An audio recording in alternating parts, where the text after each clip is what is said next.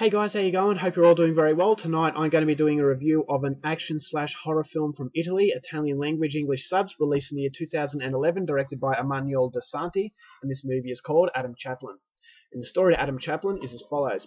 Adam Chaplin is a man obsessed with the suspicious death of his wife.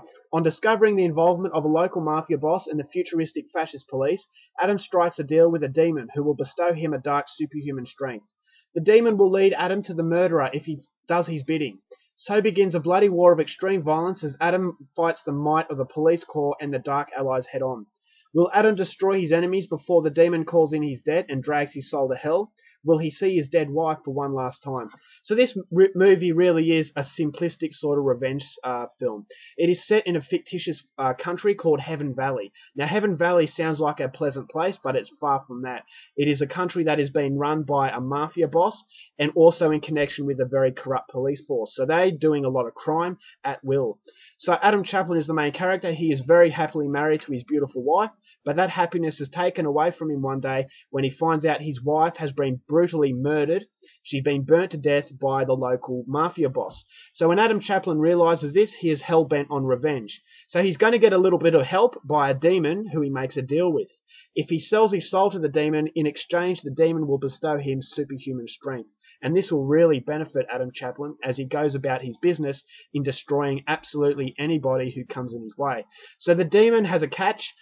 He has to do everything that the demon tells him. The demon burrows his way inside Adam Chaplin's back, and whenever he wants to talk to Adam Chaplin, the demon will make his way out and basically sit on his shoulder. So it's a very insane sort of scenario, but that's the kind of film it is. So as Adam Chaplin starts his bloody rampage, whether or not he gets the true revenge that he wants, that's something you're going to have to find out for yourself, because that's as far as I'm going with a synopsis. Now, my thoughts on the film. This one had gained a lot of praise from a lot of people here on YouTube, but even still, I had my hesitations. Now, this is a very low-budget film, and I thought if done wrong, it would look very cheap and cheesy. So that was my hesitation, and that's the reason why I wasn't so keen to check it out straight away. Now, this is a UK release. Fortunately enough, I have a very good friend, Tattoo Dorman, who was kind enough to send me this film, so without him, I probably would never have seen it. And I can safely say that it would have been a big loss for me if I never saw this film, because this was absolutely wonderful. This lives up to all the hype that you hear about it. Everything good that you hear about the movie is justified. I haven't had this much fun in a film in a very, very long time. Now, it is excessive, and it makes no apologies for that. It is a movie that you cannot take seriously. It's set in a fictitious world, and everything is very surreal. Even the bad guys. Everyone seems to have a mutated face, so it doesn't feel quite realistic. Therefore, it takes a little bit of the shocking value away. But having said that, the excessive gore will be a gore hound's wet dream. I mean, the gore was absolutely phenomenal, which completely blew me away. Emanuele De Santi, who also wrote and starred as Adam Chaplin, he had a lot to do with it, and basically 70% of the film was this guy. And I thought he is a big up-and-comer in the horror world, and it shows that Italy are making a resurgence in this genre, which is so good to see. Now, I wasn't quite prepared how fun it would be, and it's fun because it doesn't complicate things. It's very simplistic, and it promises everything that it delivers, and it doesn't try to be anything that it's not, which is something that, you know, a lot of films fall victim to. They have to have a twist at the end. They have to, you know, a mind-blowing scenario that really ruins a film. Whereas this movie, what you see is what you get. There is no real twist. It's just basically a very simplistic revenge film, which is very reminiscent of The Crow. Now, I'm not saying that this is better than The Crow or worse than The Crow, but I kind of felt that this was an Italian version. While it wasn't a complete rip-off, it still had that very surreal, dark, and upsetting atmosphere, where it wasn't quite here on Earth, but it still had a humane quality to it.